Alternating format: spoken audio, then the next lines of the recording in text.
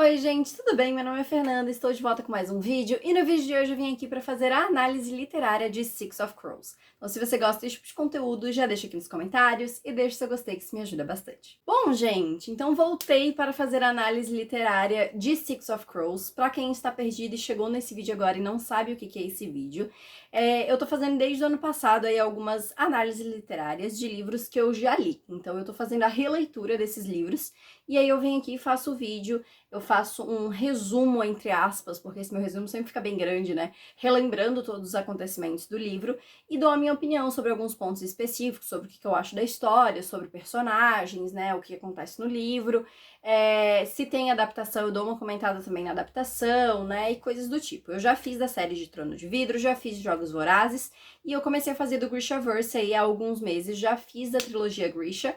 E agora, então, estou começando a duologia de Six of Crows, que eu já adianto que eu amo de paixão, gente. Eu amo demais essa duologia, eu acho muito boa, muito diferente da trilogia Grisha, assim, traz uma pegada muito diferente. Mas então eu vim fazer, então, essa análise. Vou começar, como sempre, né, pelo resumo, aquele resumo bem detalhado aí pra quem tá assistindo e não lembra muito bem o que acontece, ou pra quem quer pegar spoilers também, né?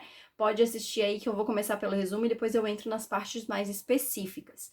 Lembrando, gente, que esse vídeo obviamente vai ter spoilers de Six of Crows, não vai ter de Crooked Kingdom, tá? Ou dos outros livros que vêm à frente com a outra duologia de King of Scars. De repente pode ser que eu comente alguma coisa da trilogia Grisha, mas assim, algumas coisas muito pontuais. Eu vou me manter muito em Six of Crows mesmo. Mas é isso, gente, então vamos começar, porque vídeos de análise ficam sempre muito longos, e como sempre, como eu já falei, vamos começar então com o resumo. O livro começa mostrando Jost, um guarda de um mercador que é apaixonado por Anya, uma Grisha que é propriedade do mesmo mercador. Um dia, Jost e os outros guardas estão do outro lado de uma sala e vem o mercador usar uma droga em Anya. Superando os poderes normais de um Grisha, ela consegue controlar as pessoas. Do outro lado da cidade, conhecemos Inej, Cass e Jasper, membros dos Drags, uma das gangues da região que cresceu muito nas mãos de Cass, que apesar de ser um jovem, já é o segundo no comando. Eles marcam uma reunião com os membros de outra gangue.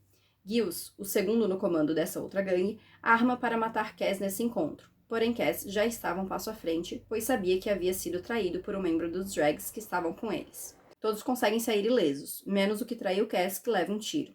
Cass vai embora sozinho. Inej o segue e eles conversam, mas algumas coisas que Cass diz deixa Inej um pouco irritada e ela vai embora. Cass é surpreendido e drogado por um fantasma. Quando ele acorda, ele vê que foi preso por Vanek, um mercador conhecido da cidade. Porém, Cass, que é especialista em abrir fechaduras, consegue se soltar das correntes. Mas Vanek consegue fazer Cass escutar. Vanek conta sobre Jurda-Parem, uma nova droga que tem efeitos catalisadores em Grishas. Ele mostra para Cass um menino Grisha, Hidro, que está sob o efeito da droga, que consegue mudar seu estado físico se transformando em líquido ou gás. O menino é o fantasma que o Cass viu. Vanek fala que o cientista que criou essa droga está preso na Ice Court, a prisão mais protegida em Fidjerda, e vai pagar muito para Cass ir tirar o cientista da prisão antes que outros reinos consigam e usem essa droga. Cass não parece querer aceitar, e Vanek conta sobre um Grisha corporal que, sob o efeito da droga, conseguiu controlar as pessoas, e mostra os guardas ainda sob o efeito de seu controle, parados, esperando as próximas ordens. Apesar de Vanek não dizer, é deixado subentendido que a Grisha é Anya, mostrada no início do livro. Cass negocia o valor para a missão e aceita. Inej vê quando Cass chega e o segue em silêncio, enquanto ele vai falar com Per Haskell, o líder dos Drags. Ela lembra um pouco sobre seu passado no bordel quando conheceu Cass, depois dele ter negociado informações com a dona do local. Ela e Cass conversam e ele fala sobre um trabalho que vai pagar bem, mas diz que só vai contar o que é quando reunir toda a equipe. No outro dia, Cass vai até uma das casas de prazeres mais elegantes de Ketterdam, para se encontrar com Nina. Nina é uma sangradora que está ligada aos Drags, mas fica nessa casa de prazeres usando seus poderes para conseguir ganhar dinheiro. Cass conta sobre Jurda-Parem para Nina. Ela diz que eles têm que matar o cientista, mas Cass explica o trabalho. Ela diz que é impossível e ele diz que quer que ela vá na missão por um motivo. Além dela ser sangradora, Nina conhece Matthias Helver, um Fidjerdano e ex-Druskelly que está preso e pode querer vingança. Nina, junto de Cass e outro Drag, vão até Hellgate. Lá eles se encontram com Inej e com Jasper, que irá tirá-los de lá. Nina descobre que dentro da prisão, eles fazem um evento no mês onde os prisioneiros lutam contra animais selvagens em troca de regalias. Matthias aparece diferente da lembrança de Nina. Ele acaba lutando contra um lobo, o que faz Nina se sentir mal por ele, visto que ele era um Druskelly, um soldado especialista em caçar Grishas, e para eles, os lobos são sagrados. Matthias ganha a luta, mas fica um pouco machucado e é levado da arena. Depois de mais algumas lutas, Cass, Nina e os outros vão até a prisão. Chegando na cela de Matthias, eles o encontram dormindo e Cass explica o plano. Nina vai reproduzir os mesmos ferimentos de Matthias em Musen, o outro membro dos Drags que estava junto, e vai fazer parecer que ele pegou varíola, para ficar em quarentena e ganhar tempo para eles não perceberem que Matthias fugiu. Nina acorda Matthias. Quando vê que ela está ali, ele pula nela e a enforca. Cass aponta uma arma para ele e consegue o separar de Nina. Eles contam que vão tirá-lo dali. Ele não parece muito convencido, mas aceita. Quando já estão saindo de Hellgate, ele tenta derrubar Inej e fugir, mas Nina o deixa inconsciente. Quando acorda, ele está preso numa cadeira. Além dele, Cass, Nina, Inej, Jasper e Wylan, o menino que se juntou aos Drags há pouco tempo, estão ali reunidos. Cass explica o plano de invadir a Ice Court. Matthias não aceita, mas Cass diz que consegue fazer com que ele volte a ser um Druskelly de novo. Ele mostra os papéis do perdão e diz que Nina irá depor, dizendo que a acusação que o pôs na cadeia é mentira, e irá cumprir 2 meses de detenção por isso. Ele aceita, e pensa que quando for um Druskelly novamente, irá matar Nina. Todos discutem o plano e não entendem o que o Wylan está fazendo ali, visto que ele é novo na gangue. É neste momento que Cass conta que Wylan é filho de Vanek, e será usado como uma vantagem para cima do mercador. Eles discutem como irão entrar na prisão, e Nina conta que terá um evento para iniciar os novos Druskellys em 2 semanas. Cass elabora então um plano onde eles entrarão pela prisão como criminosos e sairão pela área das embaixadas dos reinos, que estará aberta para esse evento. Matthias pede para conversar em particular com Cass. Ele o ataca tentando pegar os papéis de perdão, mas Cass consegue o controlar. Na madrugada do dia seguinte, Inej, a caminho do barco que os levará para Fidirda, para em frente ao antigo bordel onde fora uma escrava antes.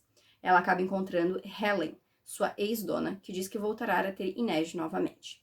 Inej fica abalada, mas continua seu caminho. Ao chegar no porto, Inej vê o barco explodir. Uma confusão começa e muitas pessoas se aproximam atirando no grupo. Cass manda Jasper e Wylan irem para o barco verdadeiro, dizendo que aquele era só um disfarce. Eles conseguem chegar. No caminho, Jasper vê Nina e Matthias lutando lado a lado. Jasper deixa Wylan no barco e volta para continuar atirando. Ele é acertado na perna, mas Wylan aparece e usa uma de suas bombas para cegar os oponentes. Inej luta contra os rivais e vê que são de gangues diferentes. Um consegue acertar Inej, ela consegue se defender e fugir, mas está perdendo muito sangue. Ela pensa em se matar para não ser usada por ninguém quando Cass aparece e ela fica inconsciente. Cass leva Inej para o barco. Nina curou Jess e está curando Wylan, mas Cass chega e fala para ela curar Inej. Ele vai para o convés do barco, onde Jess está querendo saber o que aconteceu. Eles conseguiram pegar e levar para o barco o cara que acertou Inej, e Cass pede para Jasper e Matthias segurarem ele.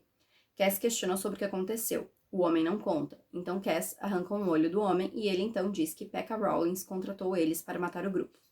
Cass mata o homem e se lembra de todo o rancor que tem de Pekka Rawlins e de como o homem destruiu a vida de Cass e de seu irmão. Ele lembra também da promessa que fez para acabar com Pekka. Nina consegue estabilizar a ferida de Inej, mas ainda não sabe se a mesma irá sobreviver. Ela se lembra de seu treinamento com os Grishas e de Zoya, que agora é líder do segundo exército que pegava muito no seu pé. Nina lembra da sua última missão. Zoya havia reclamado de Nina e ela, chateada, acabou saindo de onde deveria estar e acabou encontrando com um grupo de Druskelly. Eles a levaram como prisioneira e a colocaram no navio junto com outros Grishas, que estavam sendo levados para a Ice Court. O líder deles, o comandante Broom, fala sobre como eles iriam ser julgados por seus crimes. Nina tenta falar com um dos jovens fidirdanos, mas ele tenta ignorar. Nina acorda e vê Matthias. Eles conversam e ele pergunta por que ela ainda não voltou para Revika e por que ela o acusou de ser um escravagista quando ele salvou sua vida. Ela diz que foi um erro que está tentando consertar. Matthias diz que sempre sonhou com Nina de formas ambíguas. Cass pede para Matthias ajudar, dando o nome dos locais dentro da Ice Court. Ele reafirma que o plano não dará certo. Jasper diz que não importa, agora que Pekka Rawlins está no jogo. Eles explicam para Matthias que Pekka é um dos líderes de gangues mais perigosos de Ketterdam, mas Cass parece querer demonstrar que não se importa e que no fim Pekka é só um homem. Inej acorda depois de 3 dias e Nina está ao seu lado. Elas conversam e Nina pergunta por que Inej não tem a tatuagem dos Drags, que é para ser obrigatória. Inej conta que quando ela foi libertada do bordel, ela tirou a tatuagem que tinha marcado ela, e Cass diz que não iria obrigá-la a ser marcada novamente. Inês lembra de quando foi levada de sua família, quando homens apareceram e a levaram e ela foi vendida para Ellen, a dona do bordel, que pegava garotas de diversos lugares querendo vender garotas exóticas. Jasper está entediado no barco. Ele fica provocando Wylan, querendo entender o garoto. Junto de Inês, ele passeia pelo barco. Ele pergunta o motivo de Wylan ter saído da casa do pai, mas Inês diz que não sabe e que Van Eck manda cartas frequentes para o filho. Inês pergunta o motivo de Jess ter aceitado a missão. Ele diz que está com uma dívida bem grande que pode afetar até a fazenda de seu pai. 2 dias depois, Cass vai falar com Inês. Ele usa o plano da missão como uma desculpa. Inês pergunta sobre a questão de Cass com Pekka Rollins, e ele diz que Pekka matou seu irmão. Cass se lembra de quando era criança, logo após a morte de seu pai. Ele e Geordi, seu irmão, com o dinheiro da fazenda do pai, foram para Ketterdam. Geordi esperava encontrar um emprego e se tornar um comerciante rico na cidade, porém ele não encontrava um emprego. Um dia, ele e Cass encontram um menino que diz que um tal de Sr. Hertzson ia encontrá-lo no dia seguinte para uma entrevista de emprego e convida Geordi para ir também. Eles criam uma relação de confiança com um homem, que começa a falar sobre investimento com eles. Um tempo depois, ele menciona um investimento alto que seria impossível para os meninos, mas Geordi ofereceu o dinheiro da fazenda do pai. Ele emprestou o dinheiro para Hertzson poder fazer o investimento, visto que ele era muito novo. Porém, dias depois, o homem sumiu junto do negócio dele e das pessoas envolvidas. No presente, eles chegam em Fidirda. Nina altera a aparência de Matthias para ele não ser reconhecido. Ele se sente confuso em relação a ela e se lembra de quando, muito tempo antes, ele acordou na água após uma tempestade destruir o navio que ele estava, e vê Nina salvando sua vida. Ela os levou até terra firme, enquanto Nina fez com que o coração de ambos continuasse a bater. Juntos, eles chegaram até uma cabana e, entre provocações, eles precisam dormir abraçados para se manterem aquecidos. No presente, eles encontram uma pira onde Fidirdanos queimam Grishas. Matthias alega que é ilegal, porém Nina fala sobre como não é diferente dos métodos legais dos Fidirdanos, já que os Grishas presos nunca são inocentes dos seus crimes. Nina lembra mais um pouco do que aconteceu no passado com ela e Matthias, que aos poucos foram ficando mais próximos, até o momento em que ele salvou a vida dela.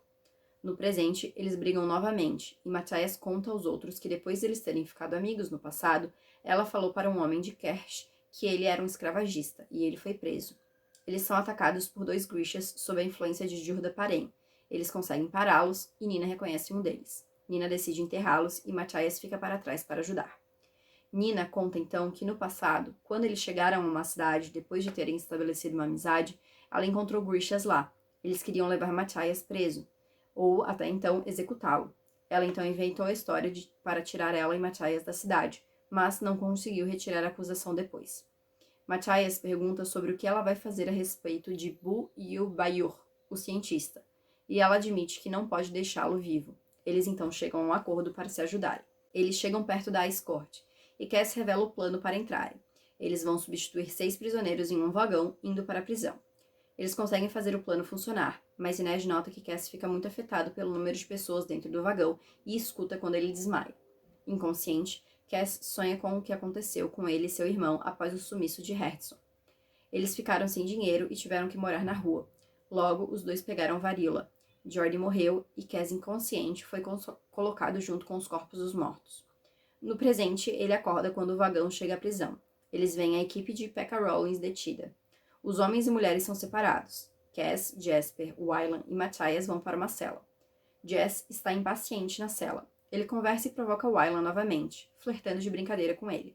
O momento chega para eles saírem da cela e Jasper revela para Wylan e Matthias que é um fabricador. Ele consegue pegar 2 pedaços de metal, como se fossem agulhas, e Cass consegue abrir a cela com eles. Jasper e Matthias vão pegar corda e voltam e encontram Inês e Wylan no incinerador que Inês terá que escalar. Mas ele foi usado recentemente e está quente, o que não fazia parte do plano. Nina e Cass vão olhar nas outras celas para ver se o cientista não está naquela parte da prisão. Nina vê umas celas brancas que acredita que foram usadas para a tortura de Grishas. Ela não consegue encontrar Cass, usa seu poder contra 2 guardas e um alarme começa a tocar. Inês escala o incinerador. Ela usa as luvas de Cass que Wylan encontrou junto das roupas de todos, porém ainda assim está muito quente. Ela quase não consegue escalar e se lembra da noite que foi libertada de Helen. Ela havia conseguido se aproximar de Cass sem ele perceber e ele ficou impressionado. Então, Per Haskell pagou a dívida dela com Helen e agora poderia trabalhar para os Drags e quitar sua dívida de forma justa. Inês encontra forças e consegue escalar e joga a corda para os outros escalarem em seguida. Cass está procurando por Pekka Rollins nas celas. Ele se lembra dos momentos após a morte de Jordi. Ele aprendeu a viver nas ruas e a fazer o que era necessário para sobreviver. Na época, ele descobriu que o golpe que Hertzon havia dado nele e no irmão era comum, e um dia ele viu Hertzon na rua, mas descobriu que, na verdade, aquele era Pekka Rollins. Naquele instante, ele decidiu que precisava se tornar igual ao homem e se juntou aos Drags. No presente, Cass encontra Pekka em sua cela. Jasper está esperando por Nina e Cass. Wylan e Matthias já subiram pela corda. Nina aparece sem Cass, deixando Jess preocupado. Cass aparece no último instante com manchas de sangue na roupa. Eles sobem pela corda e, quando chegam lá, questionam Cass, e ele admite que cometeu um erro, mas não explica muito. O alarme da prisão para de tocar, mas Matthias diz que um protocolo de segurança foi ativado, e eles veem pelo teto que adicionaram mais um ponto de identificação, o que dificulta o plano. Inês vê as garotas do bordel em que trabalhava e diz que ela e Nina entrarão junto com elas. Cass faz um plano novo. Enquanto Nina e Inês vão entrar junto com as garotas, ele, Matthias, Wylan e Jasper vão seguir juntos até um ponto. E depois, Jasper e Wylan irão até as portas para destruir as dobradiças de um portão e ativar o protocolo preto. Inês e Cass têm um momento antes de se despedirem, e ela diz que se conseguirem executar tudo, ela irá embora de Ketterdam depois de ganhar seu dinheiro. Nina e Inês conseguem assumir o lugar das garotas, mas um guarda acaba barrando a entrada de Inês e pede para ela esperar. Matthias e Cass atravessam um rio ao redor da ilha no centro da prisão. Eles conseguem nocautear 2 guardas e pegam seus uniformes. Em um momento, Matthias fica com uma arma e Cass desarmado, mas ele desiste de fazer alguma coisa. Jasper e Wylan chegam até os portões. No caminho, eles veem um painel feito de retalhos dos Keftas dos Grishas, o que deixa Jasper abalado. Ele lembra que quando foi descoberto seu poder, seu pai ficou com medo e o incentivou a esconder.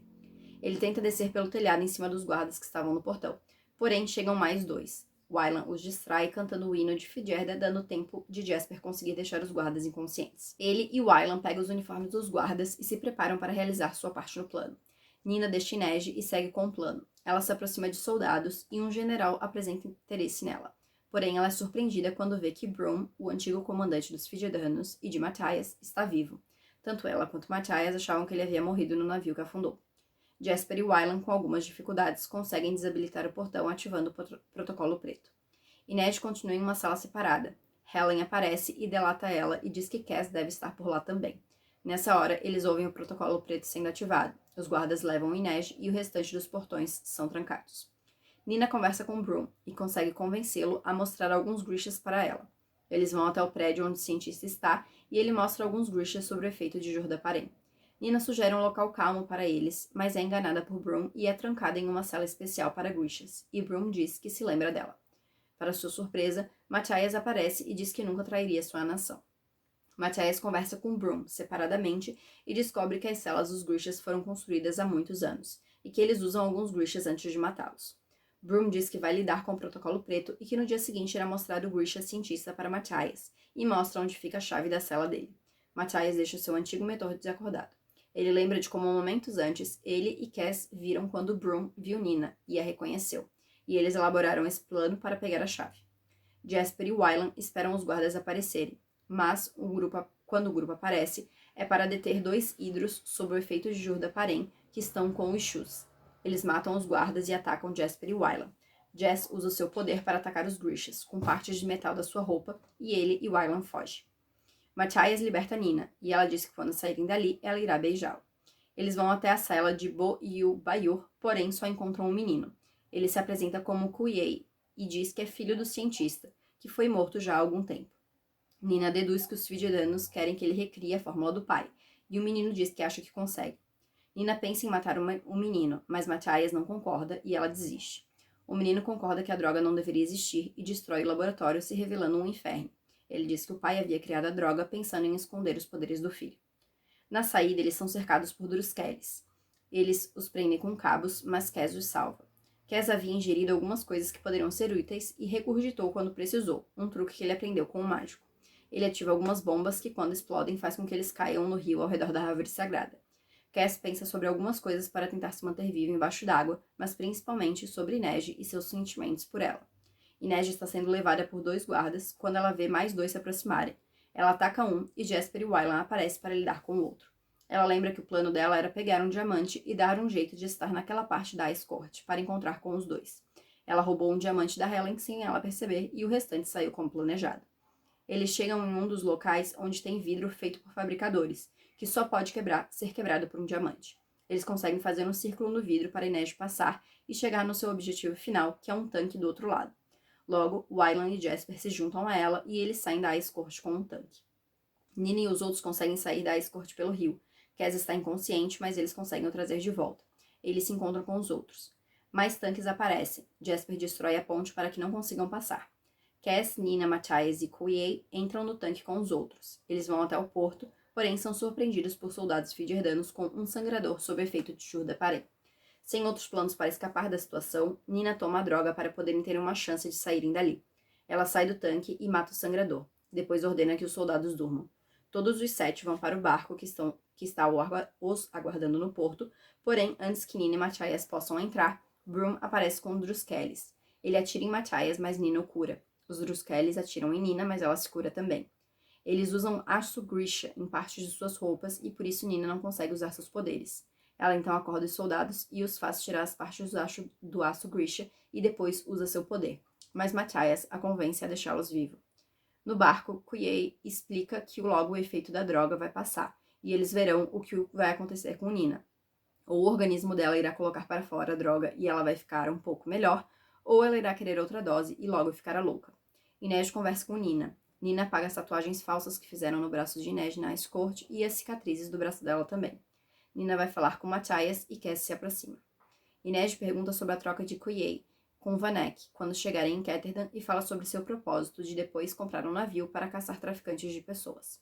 Cass pede para ela ficar e diz que quer ela, mas ela diz que não o terá com todas as barreiras que existem entre eles. Nina começa a sentir a abstinência da droga e Matthias fica a seu lado. Jasper começa a se sentir impaciente para voltar para casa e se questiona sobre o que fará no futuro. Vanek deixa marcado o encontro para o amanhecer do dia seguinte. Jasper, Cass, Matthias e Inej irão junto entregar Quiet para Vanek. Wylan fica no barco com Nina e Jasper se questiona sobre Wylan não ter aparecido nos últimos dias no barco e se ele estará se afastando do grupo agora que a missão acabou. Eles se encontram com Vanek. Ele mostra o dinheiro para o grupo, mas diz que não poderá deixá-lo sair com vida. E Idrus, sob o efeito de Churda-Paré, aparece. Vanek diz que o conselho de Ketterdam nunca soube de nada e sempre foi um plano seu para ter controle da droga. Ele diz para os Grishas destruírem o barco. Cass fala que Wylan está lá, mas Vanek não liga. Ele diz que o filho nunca soube ler ou escrever e que não era digno de ser seu herdeiro, e que mandava cartas para zombar do filho. Ele destrói o barco, deixando Jasper desesperado. Mas Cass diz para Vanek que ele não pode fazer nada com eles porque ele não tem Quiet. O garoto que está com eles é na verdade o Wylan, que teve sua aparência mudada por Nina enquanto ela estava sob o efeito de Churda-Paré. Wylan sabia que não dava para confiar no pai. Quiet e Nina estão seguros em outro lugar. Vanek fala para matarem todos menos Cass até ele dizer onde está Quiet, mas Cass, preocupado, acaba olhando para Inej, o que faz Vanek perceber que ele se importa com ela. Um dos Grishas consegue pegar e levar Inej. Vanek diz que eles têm uma semana para falar onde Quiet está, e diz que irá falar para todos que eles têm o refém mais valioso do mundo, o que colocará todos atrás deles. Quando Vanek vai embora, Jasper se revolta porque era o único que não sabia do plano. Cass diz que Jasper foi quem contou indiretamente para Pekka que eles estavam indo na missão, o que fez com que eles fossem atacados antes de saírem, e que não consegue confiar nele. Eles brigam, mas Wylan e Matthias os separam.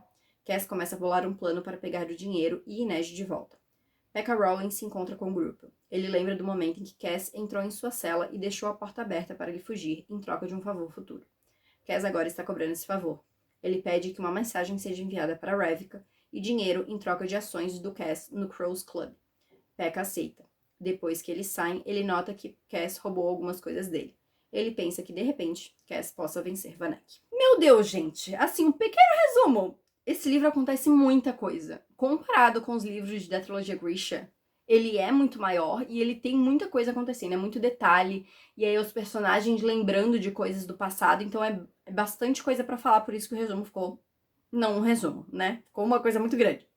Primeira coisa, gente, tem vários nomes aí que eu não faço ideia de como que é a pronúncia, então perdoem a pronúncia, entendeu? Eu sei que tem algumas coisas que foram faladas na série de Shadow and Bone, mas não sei, não sei, entendeu? Eu não lembro como é que foram as pronúncias, então eu tô falando com a minha pronúncia mesmo. A Ice Court, tá? Eu deixei como Ice Court porque Six of Crows eu só li em inglês. Eu tenho o livro em inglês e eu só tenho ele em inglês, eu só leio ele em inglês. Então eu não sei como é que ficou a tradução de Ice Court. Eu até procurei, porque antes o Six of Crows traduzido tinha no Kindle Unlimited, mas não tem mais. E aí eu não ia comprar o livro só pra ver como é que ficou a tradução, né? Então, enfim, é a prisão de gelo lá, que eu não sei como é que ficou traduzido oficialmente.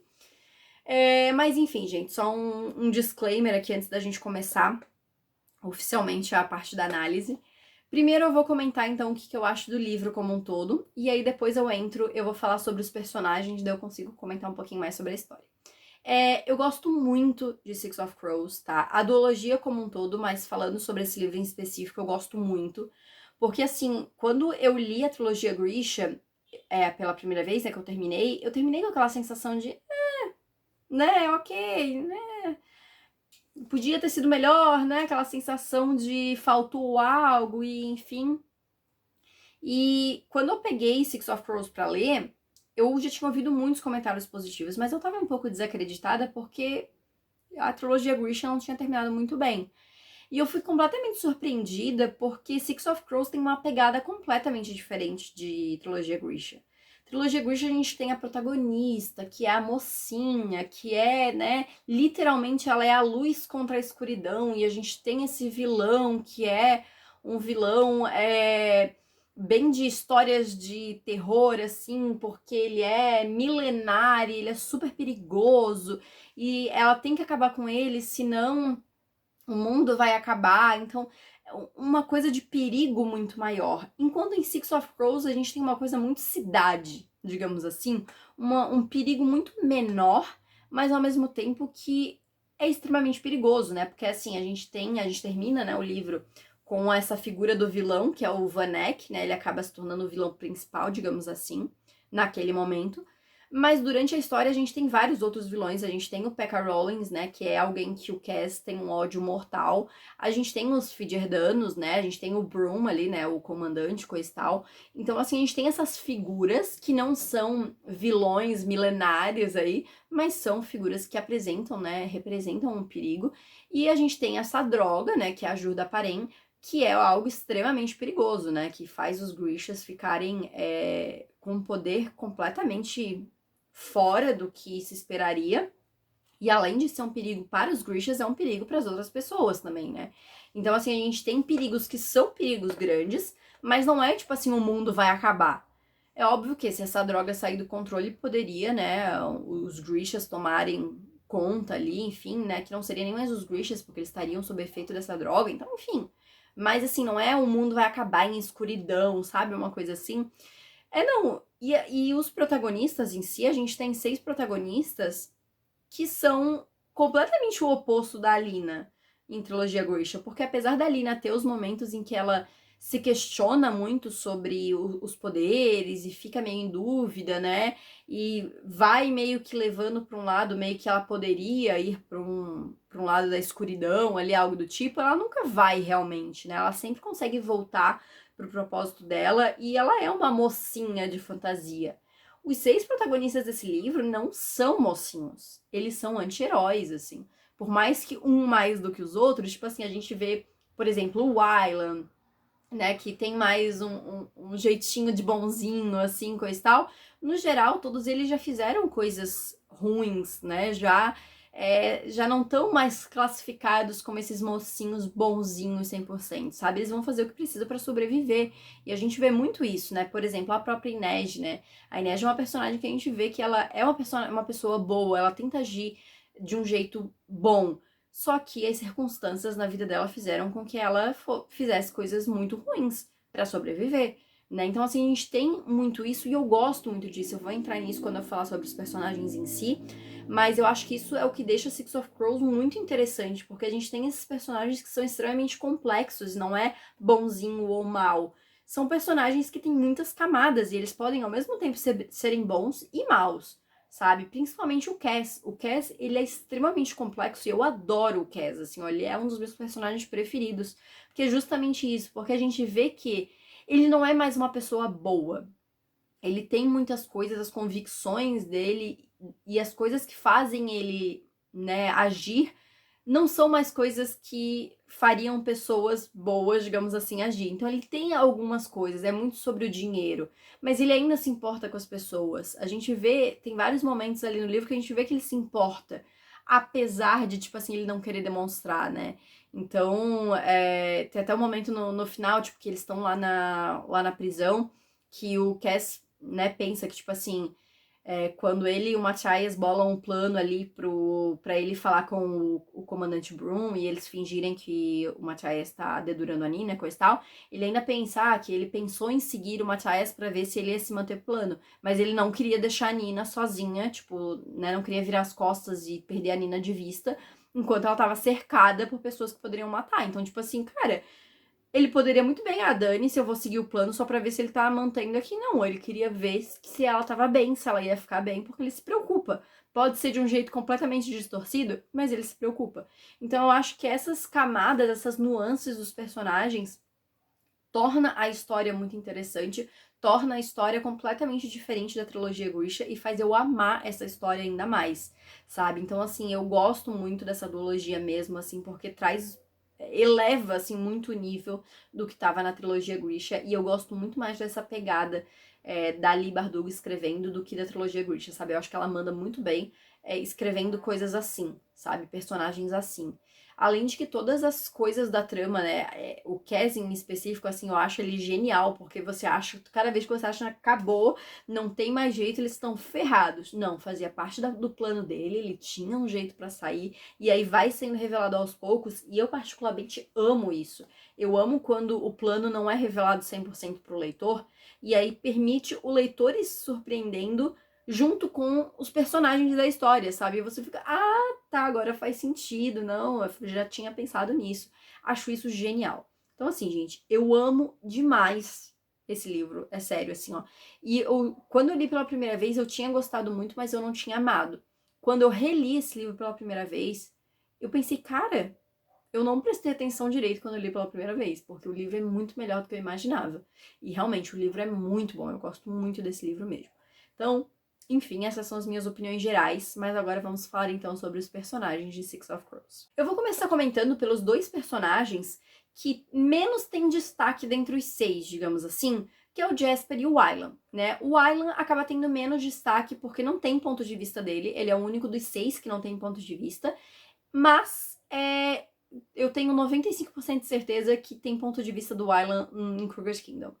É porque eu tenho essa memória que tem o ponto de vista dele, mas ao mesmo tempo eu fico, tem mesmo? Eu tô imaginando, eu esqueci de conferir. Mas eu acho que tem ponto de vista dele. Mas eu acho que era muito importante não ter o ponto de vista dele nesse livro, porque a gente tem muitas revelações sobre o Wylan sendo feitos em momentos pontuais. Então, primeiro, a revelação de que ele é filho do Vanek. Isso tinha que vir em um momento específico. E talvez se a gente tivesse um ponto de vista do Wylan antes, isso ia ter sido revelado. Segundo, toda a questão dele não conseguir ler, dele não saber escrever. Isso teria vindo em algum momento no ponto de vista dele. E é revelado isso no final quando precisava. Terceiro, ele ter sido transformado no Kuyei. Eu não sei se é assim que se fala o nome, tá, gente? E o barco explodindo.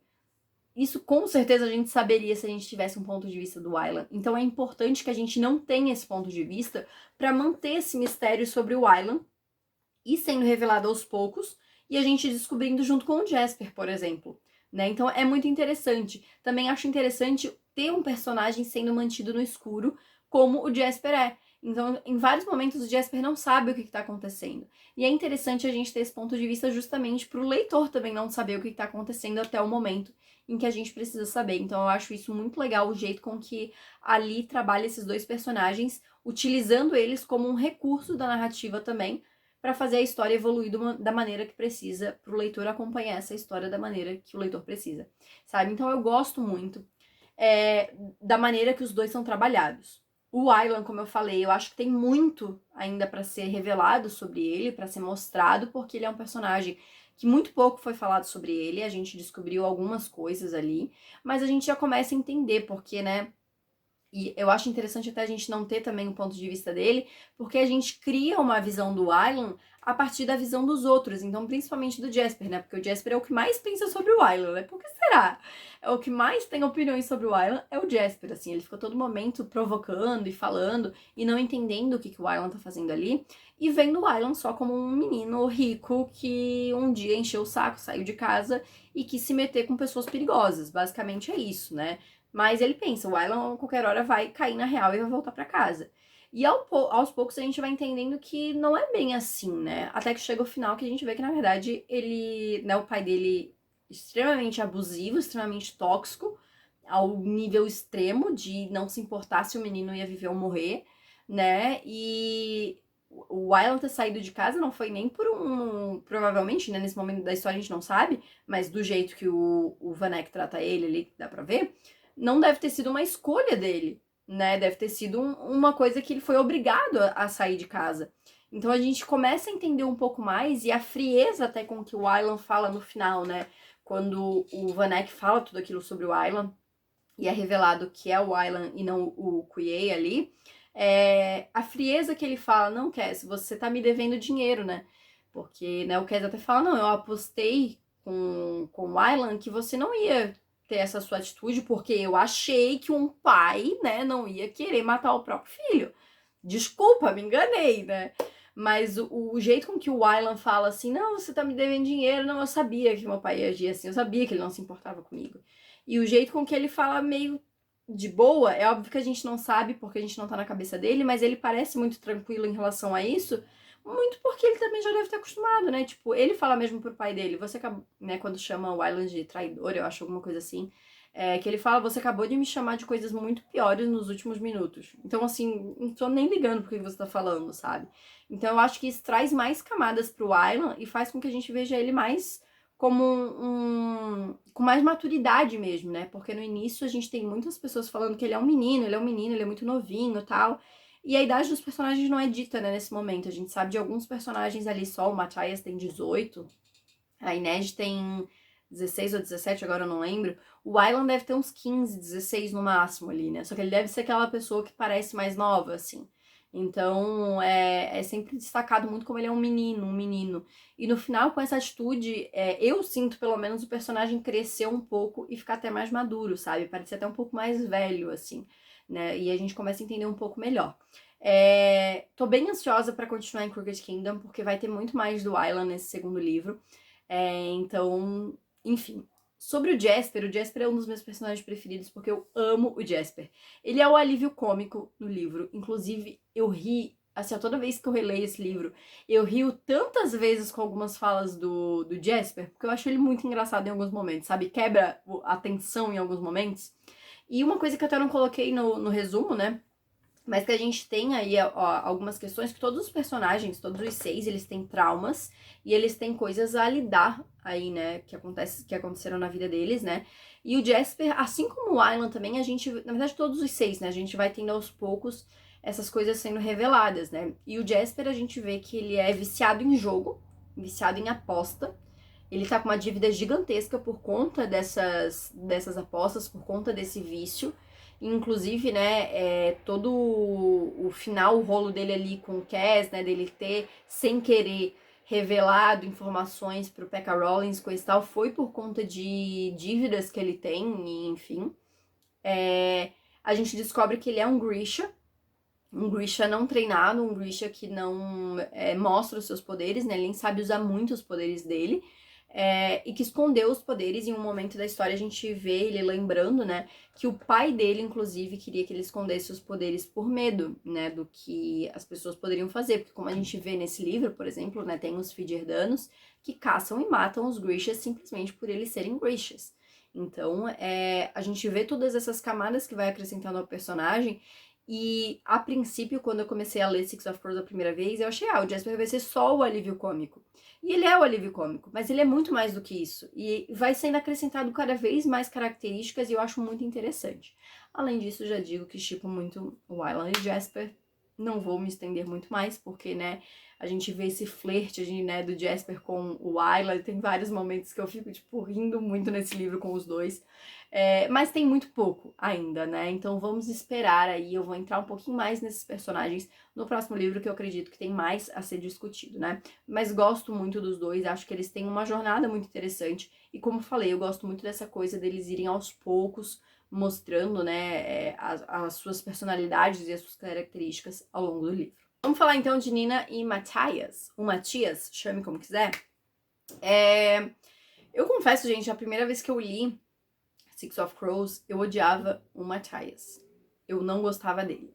Justamente por toda a coisa fiderdana que ele leva com ele. Gente, eu também não sei se fiderda fala assim, tá? Eu falo assim porque é como eu escuto na minha cabeça, mas enfim. E eu não gostava muito dele no início. Mas ele é um personagem que realmente, assim, ele desenvolve muito. Eu acho que dos 6 nesse livro, pelo menos nesse primeiro livro, ele é o que mais se desenvolve. Porque, assim, muito acontece desenvolvimento anterior à trama, né? Que foi quando ele conheceu a Nina, aconteceu tudo e eles se aproximaram ali até que ela acaba denunciando ele vai preso. Mas, assim, quando ele reencontra ela nesse livro, ele volta muito a pensar do jeito que ele tinha pensado antes de conhecer ela, né? Sobre os Grishas, como ela é perigosa, como ela é manipuladora e coisa e tal.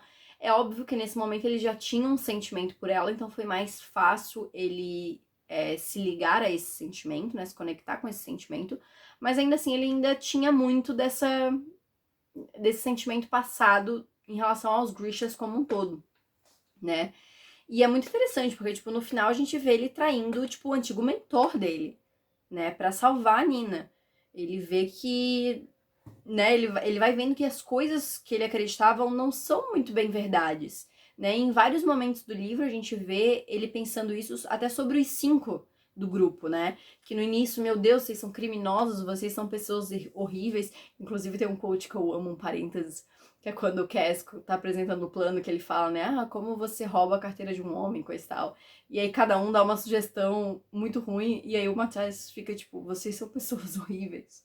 Eu amo esse quote. Enfim, é um resuminho de como esses personagens são. Mas ao longo da história a gente vai vendo que ele começa não necessariamente a gostar dessas pessoas. Por exemplo, o Cass, ele não gosta do Cass, mas ele passa a respeitar essas pessoas, sabe? Pelo menos entender um pouco dos objetivos e das motivações, né? E é realmente conhecendo mais do Jasper e da Nina que ele começa a entender que as crenças que ele tinha, que ele cresceu tendo em relação aos Grishas não é tão certo do jeito que ele achava que era, né? E ele começa a ver que as coisas não são daquele jeito, né? Então eu acho que o Matthias tem uma evolução muito boa nesse livro, um desenvolvimento muito bom nesse livro. Eu acho a história dele e da Nina, assim, cara, tem todas as tropes possíveis que eu amo, entendeu? Que é o enemies to enemies to lovers. Perfeito! Com slow burn, com várias coisas, gente, vários clichês de romance, entendeu? De romantasia são colocados para esses dois aí e é desenvolvido de uma maneira muito boa. Eu gosto muito, muito mesmo da história dos dois. Gosto também, como eu falei, como vai sendo apresentado aos poucos. Então a gente vê eles no presente, a gente vê que tem esse ódio do Matthias com a Nina, e aí a gente começa a voltar e a entender o que aconteceu aos poucos, até entender, meu Deus, a Nina que traiu a confiança do Matthias. Não, mas peraí, tinha um motivo pra ela fazer isso. Então você vai começando a conectar ali os pontos, e eu acho muito interessante, assim, né? Porque ao mesmo tempo, os personagens no presente estão relembrando e estão tentando entender o que aconteceu realmente, né? Então eu gosto muito, assim, o Matthias, como eu falei, é um personagem que eu acho que tem uma evolução incrível dentro da história. Eu gosto muito da relação dele com a Nina. E eu gosto de ver realmente, assim, como ele vai pensando sobre todos os 5, não só em relação à Nina, né? Como ele vai mudando, e tem momentos que ele pensa, não, os 6, os 5, eles são sobreviventes, né? Tipo, eles sobrevivem ao que vem pela frente, assim, né? Então eles fazem o que for preciso pra sobreviver. E ele admira isso, ele respeita isso, né? Então eu acho muito interessante ver como isso vai acontecendo. E a Nina, eu gosto bastante da Nina também, é uma personagem que eu acho ela, ao mesmo tempo que ela é um pouco de alívio cômico também, né? Tal qual o Jasper. Ela também ela tem muitos traumas e muita história e muita complexidade também, né, por trás de toda essa questão dela ser Grisha, dela não estar no lugar dela, de tudo que passou, que ela foi, né, presa ali, levada num navio para ser executada, né, ela sabia que esse que ia ser o destino dela, por uma nação que é completamente contra, né, os Grishas. E tudo que aconteceu com ela e com o Matthias, né, e o tempo que ele ficou preso e ela ficou lidando com a culpa e não conseguir consertar essa situação. Então, tem muitas questões até que a gente chega no final onde ela ingere, né, a Jurda Parem ali, para salvar o grupo, né, porque ela não vê outra opção, assim. Então, eu gosto muito da Nina. Amo as referências a Queen, Zoya, maravilhosa, entendeu? Pra quem não leu a trilogia Grisha, a gente vê, né, essa referência à Zoya. Eu não sei falar sobre o nome dela, gente, então vou ficar devendo. A Zoya, ela é uma personagem da trilogia Grisha que apareceu. A princípio, ela era uma vilãzinha, assim, insuportável. Mas eu amo essa personagem, ela tem um desenvolvimento muito bom em trilogia Grisha. E, assim, adoro a Zoya. E é revelado que ela agora é a comandante, né? Ali ela é a líder do segundo exército, né? Que é o exército dos Grishas. Inclusive, a gente também tem referência ao reizinho maravilhoso, perfeito Nikolai. Maravilhoso também, está em trilogia Grisha e é o meu personagem preferido. É só isso que eu vou falar. Mas a dele tem referências bem poucas, né? A gente tem mais referência da Zoya porque tinha uma relação próxima entre a Nina e a Zoya, né? E, inclusive, a Nina acaba sendo capturada depois de uma briga com a Zoya. E eu lembro que quando eu li pela primeira vez eu até me surpreendi, porque eu não sabia que ia ter essa conexão tão próxima com a trilogia Grisha, né? E apesar de ser uma conexão meio superficial, digamos assim, é muito legal ver, né? Principalmente pra quem leu, sabe de quem que tá falando, conhece a personagem, então é interessante, assim, né? Mas enfim, gosto muito da Nina, gosto da gente descobrindo todas essas coisas e descobrindo essas camadas da Nina, que ela não é só esse alívio cômico, essa pessoa que flerta com todo mundo, que ela tem esses traumas em relação ao passado, ela tem essa culpa em relação ao Matthias, tanto em relação ao que aconteceu com ele, quanto em relação aos sentimentos dela por ele, né? Porque é essa coisa, são inimigos mortais. E, né, o que eles vão achar? E será que os Grishas de Revka iam entender se ela ficasse com o Matthias? Então tem muitas questões aí que acabam na cabeça da Nina. E no final, né, com ela tomando a ajuda Parem ali pra salvar todo mundo, é maravilhoso, né? Mostra, ela é incrível, eu gosto muito. E eu acho muito interessante também, né, voltando no Jazz rapidinho, porque o Jazz, ele fica com isso na cabeça, né? Ele fala, cara, um herói teria se oferecido pra tomar ajuda Parem pra ajudar, que foi o que a Nina fez. Eu não fiz isso, porque eu não sou um herói. Então ele se debate muito com isso, que tipo, será que eu deveria ter feito isso? Será que não? Então ele fica, né, com essa questão, assim, eu acho interessante, assim, né, essa dualidade. Mas eu gosto bastante da Nina, assim, gosto de ver o quanto ela se sente dividida, né, entre a nação dela, entre o Matthias e entre tudo que aconteceu, então gosto. Estou muito ansiosa pra gente continuar a ver, né, o que vai acontecer com ela agora que ela saiu aí como é que se diz, dos efeitos, né, os efeitos da droga passaram, né, a gente não viu ainda como ela tá, a gente só tinha visto a última cena que a gente tem da Nina, é ela entrando em abstinência ali, né, então a gente não sabe se ela vai ficar bem ou se ela vai querer mais uma dose e vai ficar viciada, né, então gosto do jeito que termina também, porque deixa, né, a gente ali, os leitores, ansiosos pra dar continuidade e ver como é que ela vai estar aí na sequência, e também temos muito o que falar sobre Matthias e Nina aí no próximo livro. E é isso, né, gente? Mas eu gosto bastante da história e estipo muito os dois, viu? Gosto muito dessa historiazinha de amor aí, que começa com ódio, vai pro ódio de novo, mas no final fica tudo bem, né? No final ali desse livro, a gente tem os momentinhos deles ali e eu acho muito fofo. E é isso. E por fim temos Cass e Inej, né? O nosso Canej aí. Amo esses dois personagens. Eu falei isso pros seis, né, gente? Mas eu amo, assim, ó, o Cass mesmo, eu acho ele um personagem fantástico. Os dois são personagens, assim, muito complexos e com muito traumas. Não dá pra falar qual dos seis tem mais trauma, porque eu acho que não é legal a gente medir traumas das pessoas, né? Porque cada uma vai lidar de um jeito e, né, não é o mesmo pra todo mundo, né? Nem todo mundo lida da mesma forma com as coisas que acontecem. Então não dá pra eu falar e o trauma de um é maior do que do outro. Mas eu acho que a gente acaba tendo um foco um pouco maior nos dois personagens. Eu acho que os dois, a Nina e o Matthias, são os 4 que acabam ganhando um pouco mais de destaque, mas eu acho que o Kes e a Inej ainda ganham um pouquinho mais e a gente conhece um pouco mais sobre o passado desses personagens. E são passados bem tristes, né? A Inej eu acho extremamente pesado, assim, quando eu li a primeira vez eu fiquei até meio, sabe, porque eu não esperava, porque apesar da trilogia Grisha a gente ter algumas coisas um pouco mais pesadas, a série como um todo ela era um pouco mais leve, entre aspas, tipo assim, a classificação indicativa da série é 13 anos, 12 anos, então a gente tem algumas coisas um pouco mais pesadas, mas no geral é mais tranquilo. E aí a gente vem pra essa série em que, né, bem mais pesado as coisas no geral. O livro ele é mais 15, mais 16, alguma coisa assim. E a gente já vê de cara essa menina, que tem 16, 17 anos, eu acho que ela tem 16, que ela foi simplesmente roubada, né, sequestrada quando ela tinha uns 13, 14 anos. E acho que uns 14 anos. E ela foi vendida para um bordel com 14 anos. Extremamente pesado. E extremamente fácil da gente associar com a vida real, porque isso acontece com meninas no nosso mundo o tempo inteiro, infelizmente, né? Então é extremamente pesado quando a gente vê a Inej relembrar esses tempos passados e pensar sobre quando ela foi capturada. E eu acho muito triste quando ela pensa sobre a família dela, né? Porque ela pensa bastante sobre os pais dela e coisa e tal, e que ela tinha uma relação muito boa com os pais. E ela pensa, será que eles iriam entender tudo que eu fiz pra sobreviver? Será que eles iam me acolher do mesmo jeito, sabendo tudo que aconteceu comigo, sabendo tudo que eu tive que fazer? E eu acho que, tipo, é uma culpa extremamente pesada pra uma menina de 16 anos carregar, sabe? Porque foi isso, ela foi vendida pra um bordel com 14 anos.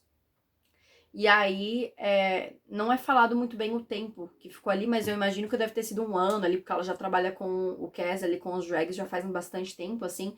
Então eu imagino que ela deve ter ficado ali um ano com a Helen ali, e ela já deve estar ali um ano mais ou menos com os drags. Isso é estimativa minha, tá? Eu não lembro se tem uma menção a isso em algum momento.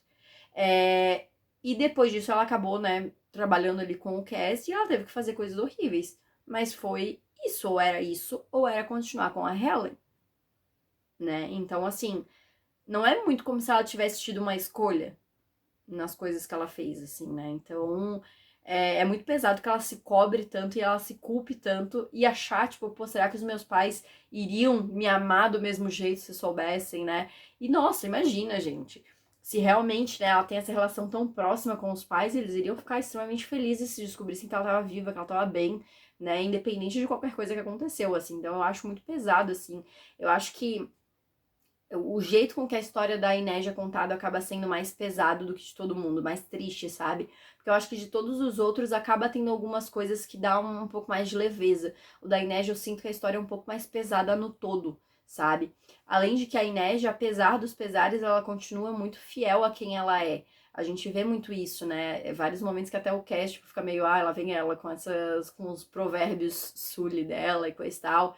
E ela ainda é muito. Ela tem a fé dela muito grande nos santos, inclusive também temos referência a Santa Alina, né? Que foi martirizada muito jovem porque se sacrificou para derrotar o Darkling. Acontecimentos de trilogia Grisha aí, né? Spoiler de trilogia Grisha em Six of Crows. Então a gente vê que ela tem a fé dela muito grande ainda, apesar de tudo que aconteceu, assim. Eu gosto muito da Inej, eu acho ela uma personagem extremamente forte e realmente, assim, é extremamente pesado o que aconteceu com ela e toda vez que ela pensa sobre isso, sabe? E eu acho genial como ela pega isso, sabe? Eu gosto muito disso da personagem, ela pega isso e ela quer transformar em algo bom no futuro, né? Que é o que ela fala, quando eu tiver meu dinheiro eu vou ter um navio e eu vou caçar essas pessoas que fazem o que fizeram comigo, pra não fazerem com outras pessoas, né? E ainda no final o Cass fala pra ela, você sabe que você não vai conseguir caçar todo mundo.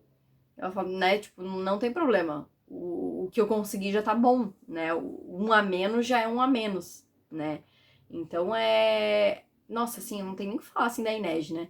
E a gente termina o livro com ela sendo capturada. Então a gente não sabe nem o que vai acontecer com ela na frente, né? Porque o Vanek tinha acabado de mandar matar todo mundo, menos o Cass. Aí ele olha pra Inês preocupadinho, e aí o Vanek simplesmente tira ela dali. A gente não sabe se ela vai estar bem ou não no próximo livro, né? No caso eu sei porque eu já li. Mas, né, o livro termina e a gente não sabe muito bem o que vai acontecer com ela naquele momento. Então eu acho que é um bom final, assim, realmente pra te deixar ligado na história. E aí temos o Cass, que também é um personagem muito complexo. A gente vê que ele é um personagem extremamente, né, uma pessoa extremamente quebrada pelas coisas que aconteceram. E eu não digo fisicamente, porque a gente sabe que ele tem a questão da perna dele, mas não é questão quebrado físico, é um quebrado mental de todas as coisas que aconteceram no passado com ele, principalmente em relação ao irmão. Todas, né, as coisas que aconteceram ali quando ele e o irmão chegaram em Ketterdam mexeram tanto com ele que é algo que ele leva pra vida dele. Tanto é que a gente descobre, né, que ele entrou pros drags, ele se tornou parte da gangue, a partir do momento em que ele quis se vingar do Pekka Rollins, né? Quando ele descobriu que o Pekka Rollins era o homem que tinha feito tudo aquilo com ele e com o irmão, ele decidiu se tornar quem ele era para poder destruir o Pekka Rollins. Então, assim, a vingança, né, esse sentimento de ódio que ele tem é tão forte que ele simplesmente mudou a direção da vida dele toda só para poder fazer isso, sabe? Então, o Kes é um personagem que, assim, não dá nem muito pra gente discutir ele, porque a gente não sabe nem o que tá se passando na cabeça dele, mesmo quando a gente está na cabeça dele. Porque, assim, os planos do Kes, a gente só descobre quando acontece, a gente nunca descobre antes. E o Kes, ele é incrível, porque, assim, ó, ele tá sempre 10 passos à frente, até quando a gente percebe que ele não tá 10 passos à frente. E a gente sempre tem essa esperança, porque durante o livro todo a gente vê que ele vai saindo das situações, e aí quando a gente chega no final e a gente vê ele sendo emboscado pelo Vanek, você pensa, cara, não tem como ele ter estado 10 passos à frente agora, não tem como ele ter previsto alguma coisa assim, não tem como ele ter se antecipado. Aí você descobre que sim, porque ele trocou o Kuei pelo Wyla, ele tirou as pessoas do barco, ele tomou as precauções dele, só que ao mesmo tempo ele não previu que o Vanek ia sequestrar a Inej, por exemplo. Então assim, a gente vê que ele tá uns passos à frente, mas não tanto assim. Então eu acho interessante, assim, que a gente vai esperando do que a gente não sabe mais se a gente espera. Será que ele tem um plano? Será que não tem? E ele é muito rápido de conseguir transformar as coisas num plano dele, né? Tanto é que no final, quando tá só o Jasper, o Wylan, ele e o Matthias ali, depois da Inês ter sido levada, eles estão ali meio que não sei mais o que fazer e tal, e logo já vem o Jasper, né? Ah, a cara de... eu não sei como é que ficou traduzido, né? Scheming face, que é tipo a cara de planejar, né? Que eles falam que o Cass tem uma cara específica quando ele tá planejando alguma coisa. Então, tipo, 5 minutos depois o Cass já pegou as coisas que aconteceram e já começou a planejar algo que a gente não faz ideia do que é. E eu acho isso maravilhoso que a gente não saiba o que é. Porque é isso, eu gosto de me surpreender. Então eu gosto quando o personagem não conta pro leitor o que tá acontecendo. E a gente se surpreende no momento que a gente tem que se surpreender, sabe? Então é interessante. E a gente termina a história pensando, o que raios o Cass está planejando agora? Porque ele tá fazendo acordo com o Pekka Rollins, que é o homem que ele odeia, pediu dinheiro e uma carta para mandar uma carta pra Revika. E acabou. O que ele vai fazer? E você realmente termina o livro sem saber o que ele vai fazer. E eu vou dizer assim, eu já li Crooked Kingdom 2 vezes, acho que foi 2 vezes, e eu não lembro tudo o que acontece. Eu sei de algumas coisas muito específicas, mas assim, o plano dele mesmo, eu não lembro. Porque é tão elaborado que você, sabe? Então, assim, vários momentos de Six of Crows, inclusive, também eu não lembrava. Falava, ah, é verdade, o Cass já tinha planejado isso aqui, sabe? Então, eu gosto muito, porque o Cass, ele é muito antecipado nas coisas. E a gente só vai descobrindo quando a gente tem que descobrir. Ele é um personagem muito inteligente, muito complexo. E, assim, nossa, demais. Quando a gente vai entendendo nesse livro o porquê o ódio dele, do Pekka, por que ele tem a questão de usar as luvas, como que ele quebrou a perna, que tipo assim, quando eu tava relendo, inclusive agora, eu jurava que era ali na morte do irmão dele, coisa e tal, eu jurava que ele tinha quebrado a perna naquele momento, mas não, foi em outra coisa completamente diferente, sabe? Foi um detalhe, foi num roubo que ele caiu e quebrou a perna que não curou direito e acabou, e foi isso. Não é nem algo muito grande dentro da história dele, o principal da história dele é a história com o irmão. Então, eu acho muito legal como vai sendo revelado essas coisas e como tudo vai fazendo sentido. E, gente, Kanej, né? Kanej, esse chip só faz as pessoas sofrerem, entendeu? Porque a gente tem, assim, o Cass não é o tipo de personagem, desde o início a gente vê que ele não é o tipo de personagem que ele vai, se declarar e vai fazer super gestos românticos pra Inês. Ele chama ela de investimento no início, gente, que é isso, não é romântico, entendeu? Mas a gente vê no final ele meio que se desarmando e falando pra ela ficar, pra ela não ir embora, falando que quer ela. Gente, entendeu? Tudo pra mim, tudo, migalhas. Eu sobrevivo de migalhas Kanej, entendeu? Cada momento dos dois nesse livro eu fico tipo... Ele falando no final, porque ele ia recuperar o seu dinheiro e a sua garota. Eu fico, meu Deus, esquece. Aí ele consegue falar essas coisas pra Inês? Não!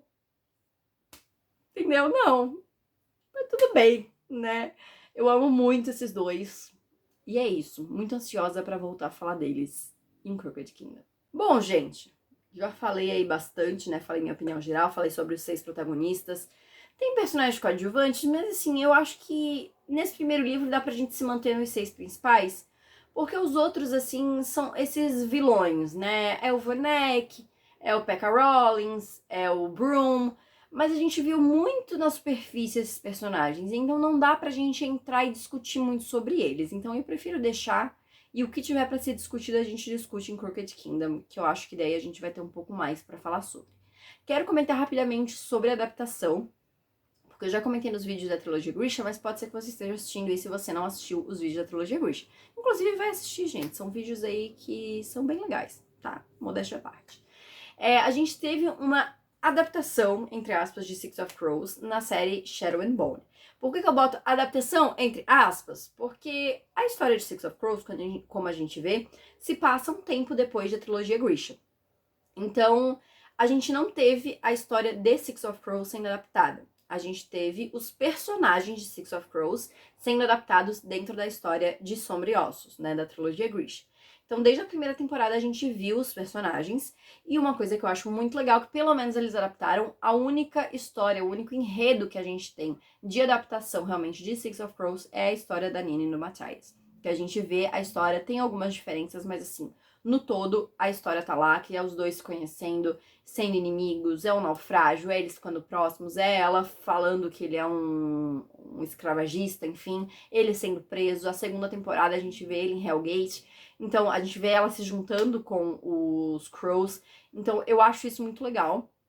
Eu tenho algumas ressalvas em relação a algumas coisas da adaptação, que eu acho que eles deram uma adiantada, mas como a gente não vai ter mais Six of Crows, eu não tenho mais do que reclamar, porque eu penso, pelo menos eu vi, entendeu? Porque é isso.